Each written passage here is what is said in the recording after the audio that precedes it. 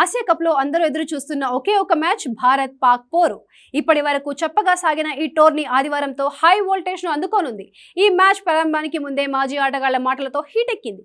తాజాగా పాకిస్తాన్ కెప్టెన్ సల్మాన్ అలీ అఘా సవాల్తో మరింత ఆసక్తికరంగా మారింది. ఒమాన్ పై గెలుపు అనంతరం పాకిస్తాన్ కెప్టెన్ సల్మాన్ అఘా తన జట్టు మీద ఒత్తిడి లేదని స్పష్టం చేశాడు. గత 2-3 నెలలుగా తాము మంచి క్రికెట్ ఆడుతున్నామని, ఇటీవల ట్రై నేషన్ సిరీస్ గెలిచామని చెప్పుకొచ్చాడు. అనుకున్న ప్లాన్ ని సరిగ్గా ఎగ్జిక్యూట్ చేస్తే ఏ జట్టునైనా ఓడించే సామర్థ్యం తమకు ఉందని వ్యాఖ్యానించాడు.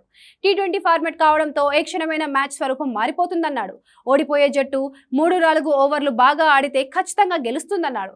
అదే స్ట్రాటజీతో తాము ముందుకు వెళతామని చెప్పుకొచ్చాడు. ఇదిలా ఉంటే ఆదివారం దుబాయ్ వేదికగా జరగబోయే ఆసియా కప్ భారీ పోరులో పాకిస్తాన్ భారత్ తలపడనుంది. రెండు జట్లు తమ తొలి మ్యాచ్ లో విజయం సాధించాలని ఉత్సాహంలో ఉన్నాయి. భారత్ యుఏఈపై 9 వికెట్ల తేడాతో ఘన విజయం సాధించగా పాకిస్తాన్ 93 పరుగుల తేడాతో ఓమన్ ను చిత్తు చేసింది. మరోవైపు గతంతో పోలిస్తే ప్రస్తుతం జరుగుతున్న ఆసియా కప్ కు బజ్ తగ్గిందని అందరూ అభిప్రాయపడుతున్నారు.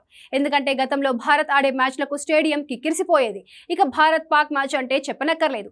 నిమిషాల వ్యవధిలో టికెట్స్ సోల్డ్ అయిపోయేవి.